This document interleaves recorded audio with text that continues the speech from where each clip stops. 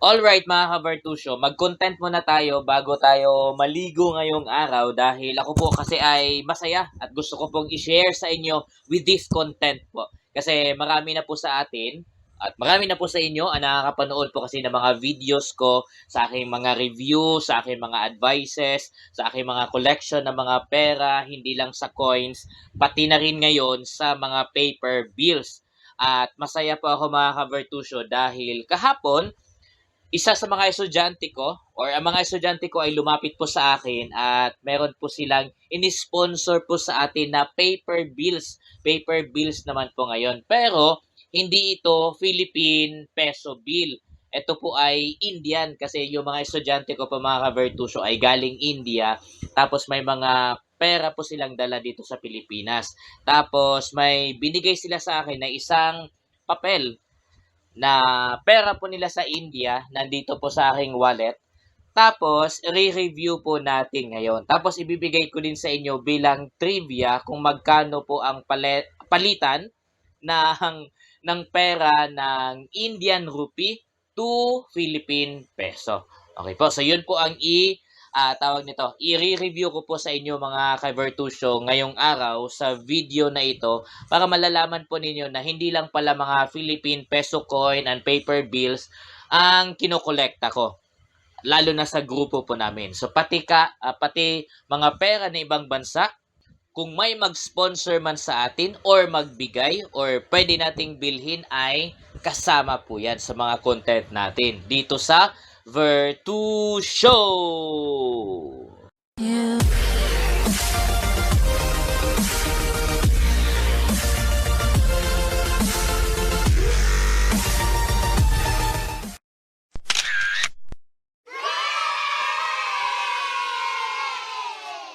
Lang mga ka-Vertusio, first time ko pong makakita ngayon ng Indian rupee. Tapos, ganito pala siya. Yan. Ito ay 20 rupees po ito mga ka-Vertusio. 20 rupees. Yan. So, meron po tayo dito ay maliit lang po siya tignan, ikumpara po natin sa sa Philippine peso na meron po tayo. At trivia lang mga ka-Vertusio, sabi ng mga bata ko na Indian, kapag ka maliit daw po ang value ng paper bill po sa kanila, maliit din po yung size ng kanilang paper bill. Kung malaki naman ang value ng paper bill nila, malaki din yung size ng paper bill. Alam nyo po yan, alam nyo ba yan mga ka-Vertusio? So yun po ang pinakaunang trivia na meron po tayo pagdating sa Indian rupee. So ito ay series of 2019. 20 rupees po ang value ng paper bill na ito.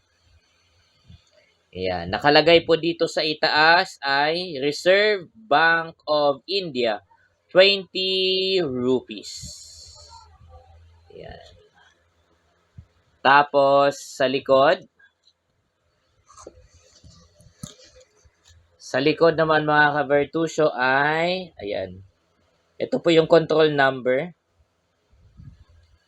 Okay. Tapos, syempre, ang bida na matatawag nating bayani din ito ng India, tama? Si Mahatma Gandhi.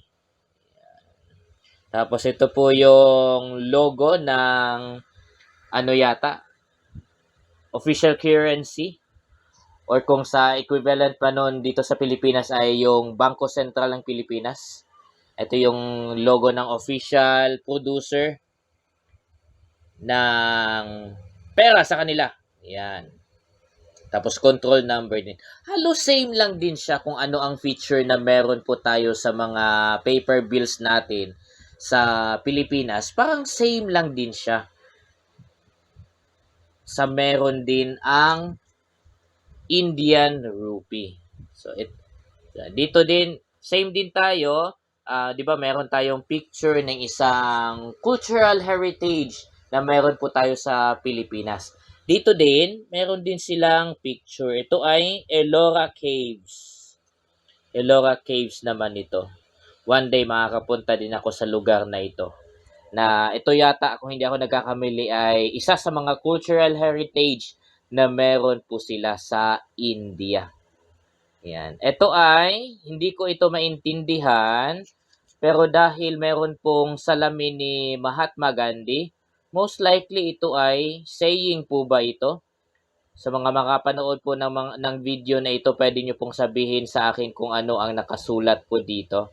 Pati ito, ito yata din ay saying or reminder.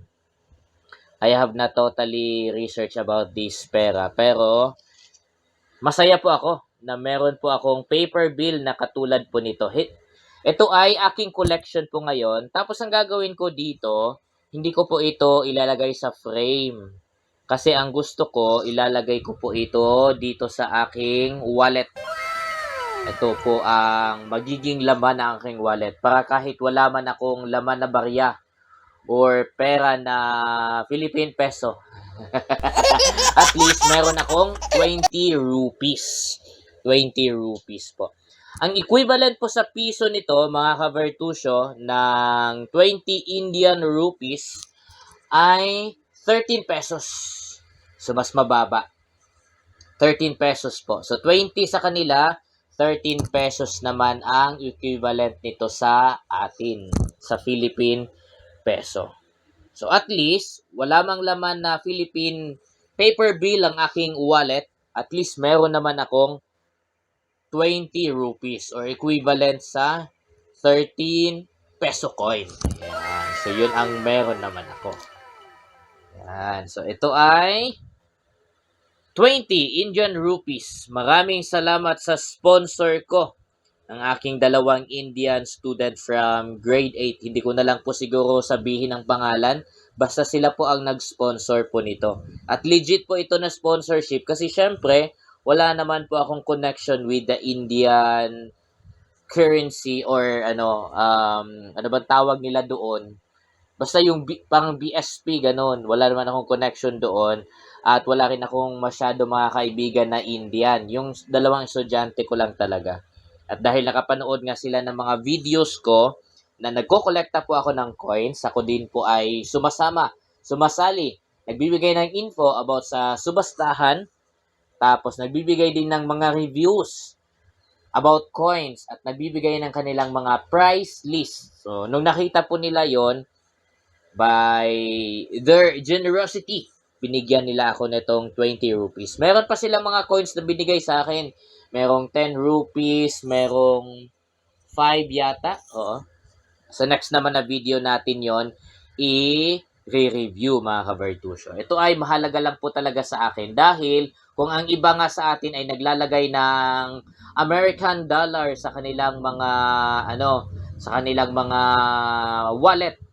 So sa akin naman, Indian rupee. May Indian rupee na ako. At gagawin ko itong souvenir. Hindi ko ito ipapapalit, syempre naman. Para palaging may laman na pera sa ibang bansa ang aking wallet.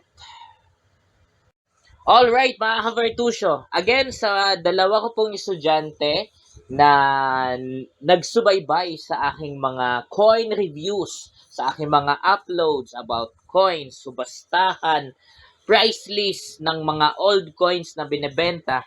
Maraming salamat sa inyong pag-sponsor sa akin ng 20 Indian rupees. Maraming salamat po nito. Ang gagawin ko dito mga anak ay hindi ko po ito gagastusin or ilagay sa frame. Ang gagawin po ni Sir Vertusio po dito ay ilalagay ko po sa aking wallet.